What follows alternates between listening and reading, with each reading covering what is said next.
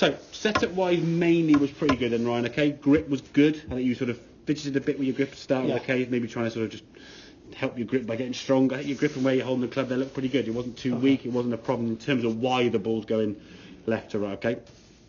Ball position for me was a little bit of an issue, on especially the driver getting a bit too far forward. If we sort of zoom in on these here now, you can kind of see the difference in that the fact you can just sort of see a bit more of your left chest here now because your shoulders are square, okay?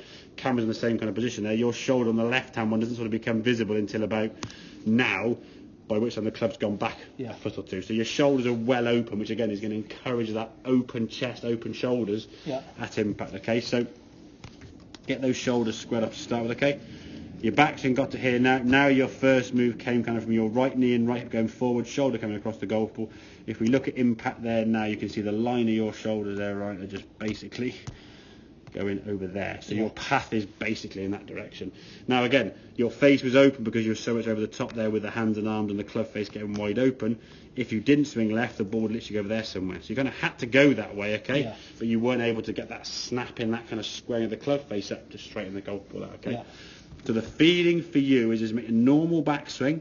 I think this backswing was a little bit shorter than okay. Well, no, that's be fair. So get that right shoulder back behind the ball.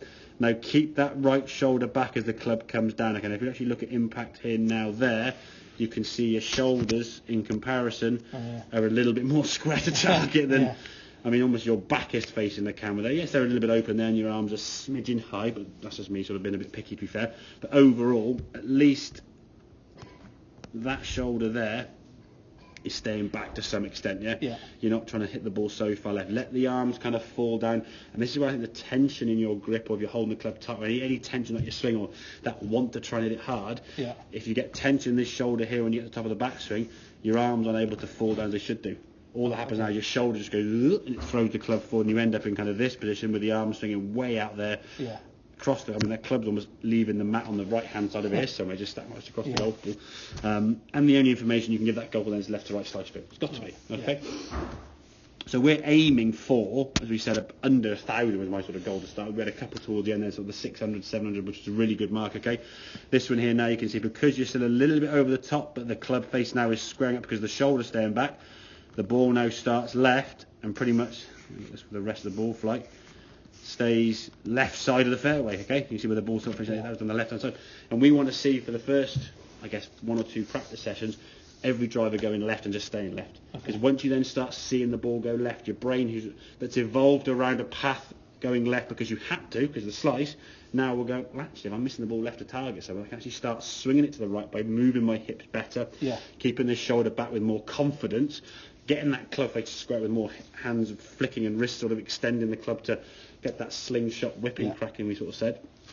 And the ball's going further and straight with much more efficiency. I mean, that one you at 286 and stuff, you said didn't hit it that hard relative to what you were with the first couple of shots. The ball speed actually, I think, decreased, but the efficiency was off the charts compared to the other couple, and that's why it went 60 yards further, okay?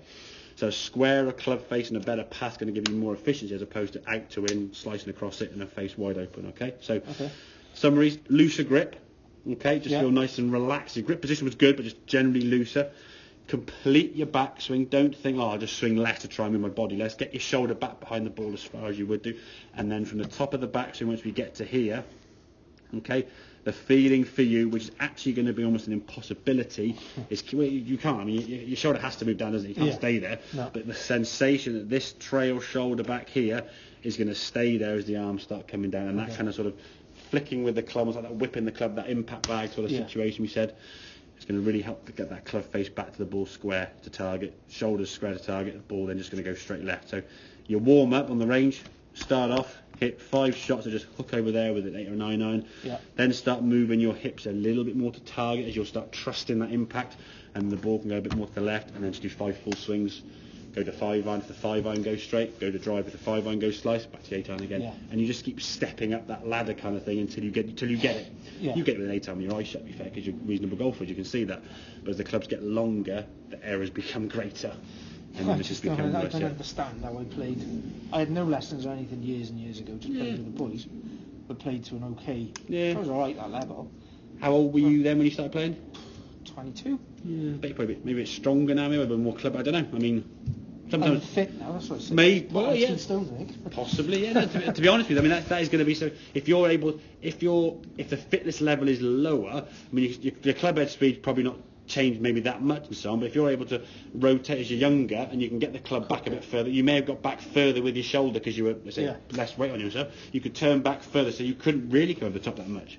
Then as you put a bit more weight on, as you say, you can't turn back quite as far, so now you're over the top more. So, I mean, it could be anything, Fran. We're sort of surmising there based on what we're seeing. But, yeah, a lot of times people sort of, as they play more, they often get worse because they start thinking more. I think now you probably know more about the golf than you did when you first started playing. Yeah. But now you play more, you start thinking about all these different things. For me, the one thing you've got to think about, setup, is being looser and everything. And then in terms of the swing, get that shoulder behind the ball on the way back and keep it back as long as you can. It will come forward, it's got to. Yeah. You just hit your shoulder. But keep them back as long as you can. Okay. Okay, mate? Yeah. Good stuff.